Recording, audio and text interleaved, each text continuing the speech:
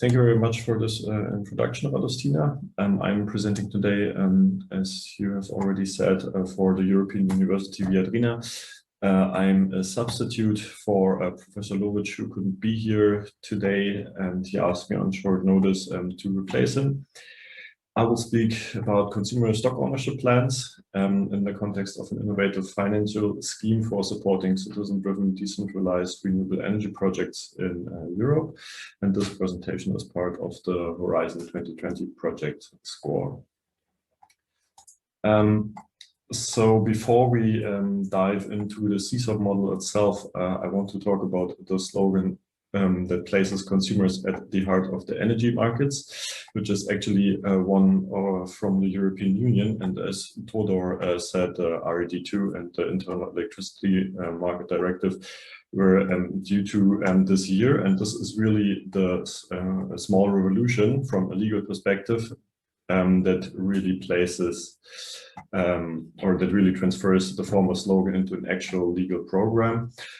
Because especially the Renewable Energy Directive 2 forces the member states to transpose laws that guarantee an equal footing for so-called renewable energy communities as compared to other forms of energy production.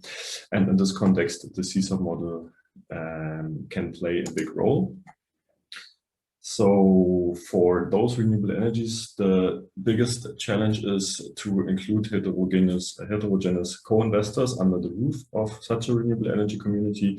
This is of special importance because they have several reasons that it's very sensible for them to invest together in a renewable energy project.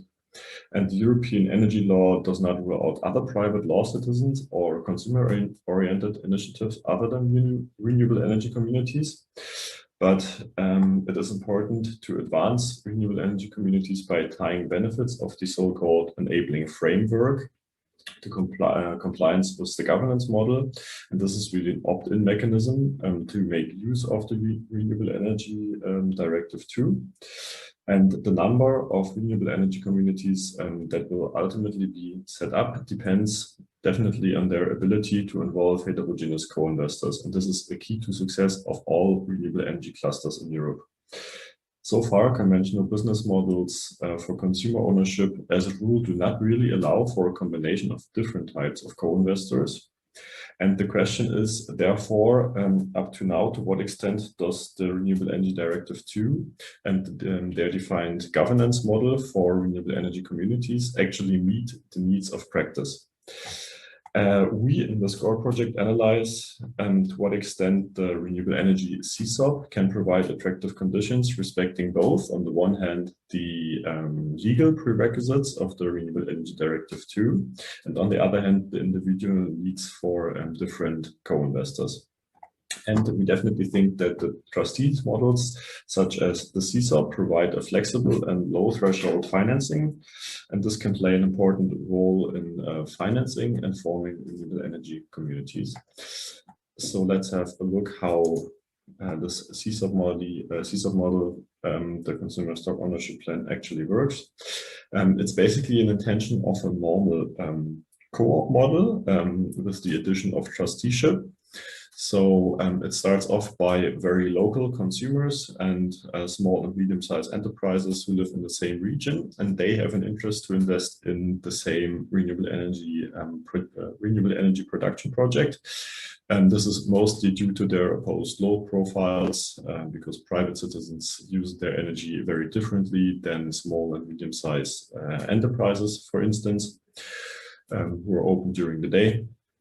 And they together want to form or want to invest in renewable energy, in a renewable energy production power plant.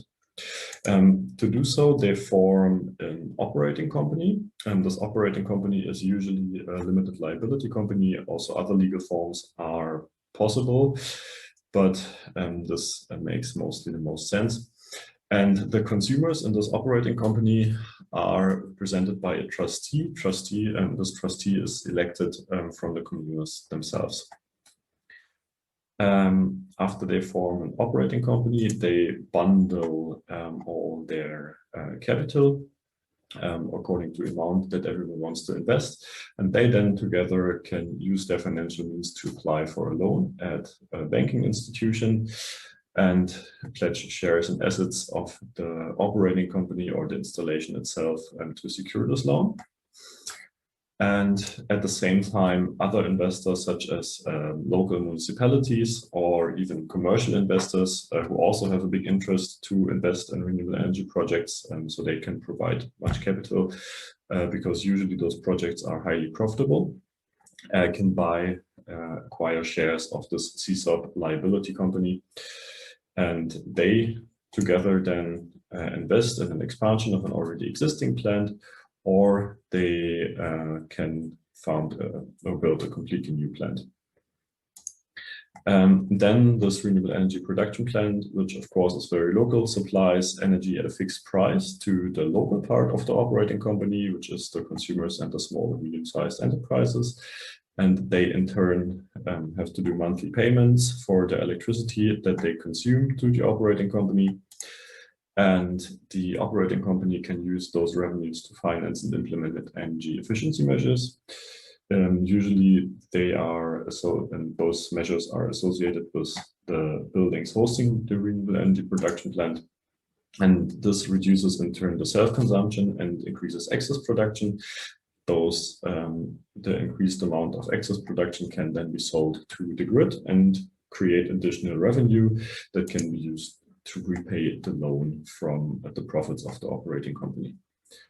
So this is the basic model. It's really not that complicated. Last but not least, I want to quickly summarize the unique selling propositions of the CSOP. So overall, it's a low threshold investment. There is no individual liability for consumers, and especially for private households, it provides a second income on the one hand from the reduced electricity price, but then also from dividends that they receive from the operating company. And the access to capital is credited by pooling of the individual investments and an intermediary entity using leverage to scale up the investment. And this really avoids expensive microloans because then 100, 500 or 1,000 households do not have to apply for individual loans. The entry costs for consumers are very low. Consumers are very usually quite flexible. They move, they want to sell their shares or transfer their shares to someone else, and this is really easy because only the party of the trusteeship agreement changes, and there is no need for additional registration with a register code or a register court or notary public.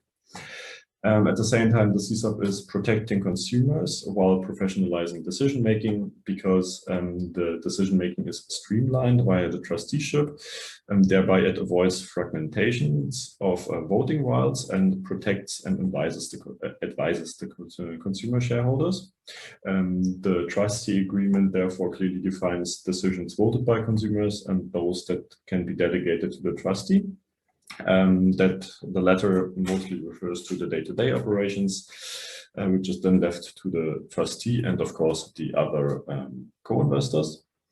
And there is simplified communication for other co-investors, for instance, municipalities, commercial investors, or small and medium-sized enterprises, because through the trustee, they really have one spokesman that speaks for all the consumers. So there's one phone number and one board representation, and they don't have to deal with all the individual needs of the consumers. And the investment is also very attractive for other co-investors because the voting rights are distributed proportionally to the shares that an investor is holding. And the fluctuation among the consumers, as I said, they are very dynamic usually, does not influence or impact the overall shareholder structure in the CSOP liability because the consumer shares can be simply transferred. And this was the short summary. If you have questions, I would like to ask you to ask them now because I really have to leave. I will stay until the presentation from Essen. So if you have questions regarding this model, please let me know. If there are other questions later on in the project, you can also simply write me an email and I will